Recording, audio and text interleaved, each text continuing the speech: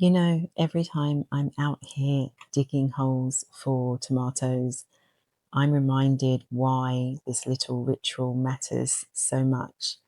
Tomatoes aren't just another garden plant, they're one of the most versatile, dependable foods you can grow, especially when you're trying to be self sufficient or living on a restrictive diet like I am. Right now, I'm just loosening the soil, making space for these seedlings, but what I'm really doing is planting security.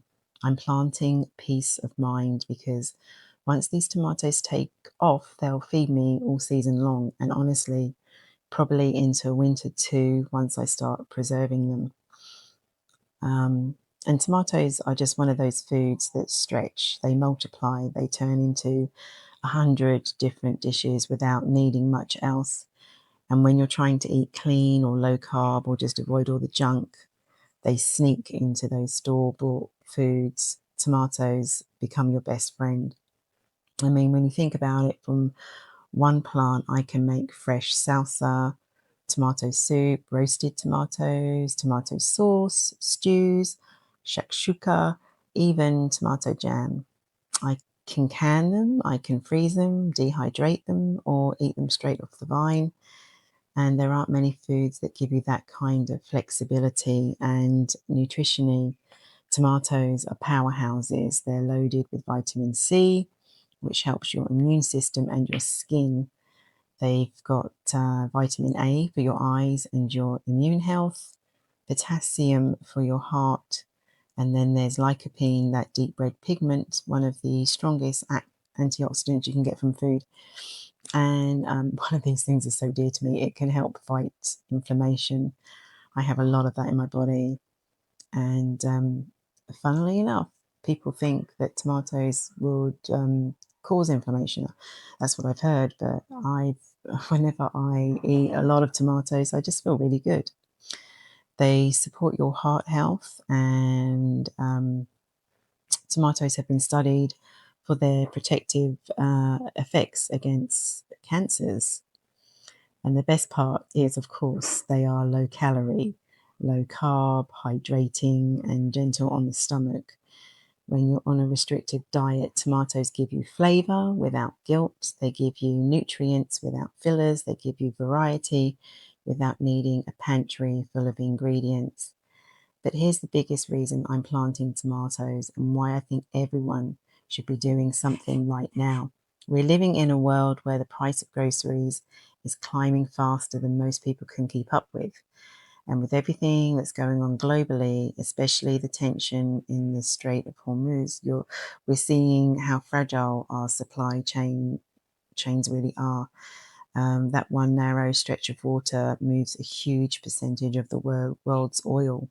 And if anything disrupts that, fuel prices go up. And when fuel prices go up, everything else follows: food, shipping, fertilizer, you name it.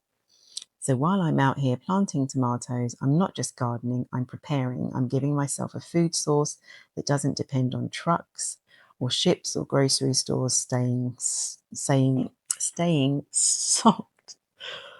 It's the end of the day, folks. If the grid went down tomorrow or if prices doubled again, I'd still have something to eat, something nourishing, something familiar. And honestly, there's something empowering about that, knowing that with a handful of seeds and a little bit of dirt, you can create abundance, you can create stability, you can create meals that don't rely on anyone else. These tomatoes I'm planting today, they'll become soups on cold nights. They'll become salsa for fresh meals. They'll become jars of sauce lined up on my shelves, waiting for the days when I need them. They'll become comfort food, survival food, and everything in between. And that's why I grow them, not just because they taste good, though they do, but because they're reliable, they're versatile, they are nutritious, and they're mine. So as I tuck these little plants into the soil, I'm thinking about the months ahead, the harvests, the meals, the security, and I'm thinking about how simple it really is to start: a packet of seeds, a sunny spot, a little patience. If you've been thinking about growing something, anything, let this be your sign. Start with tomatoes. they'll take care of you. And if you want to follow along on this journey, the gardening, the self-sufficiency, the cooking, the whole challenge, make sure you like and subscribe so you don't miss what comes next. We are building something real here, something resilient, one tomato plant at a time. I have to edit this, but let me flick the camera around, and here we are. We have, this is probably just like a third of the tomatoes in. I'm going to finish staking them tomorrow. I'm going to go in and I'm going to put my hooves up. But, and you know what? I don't even know what tomatoes I have planted here because the labels, everything, I'm so disorganized, but everything, everything was everywhere. But I'm very pleased. And it was a lot of work today. Just want to flip it again, give you an update on I was meant to be getting the ducks, pullets, and chickens today.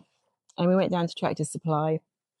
And then they had the ducks. Somebody bought the ducks all out. There were turkeys there, but I just want eggs. And I'm going to have to kill an animal. Not yet. And what's the other thing? Oh, yeah. And the chickens, we found we can get older pullets that are already like about to start laying. So we're going to go somewhere and get those instead. And I couldn't find any quail anywhere, but I'm very interested. Somebody made a comment about looking at getting quails, and I was like, yes, they start producing eggs so quickly, and that's why I'm doing all of this so I can get some protein. So I'm going to find quails, and quail. I don't know. Anyway, tell me, quail. I don't know, but I'm interested in that. So anyway, I'm going to go inside now because the mozzies are coming out, and I can hear coyotes, and I'm just like, wow. Anyway, thanks for watching.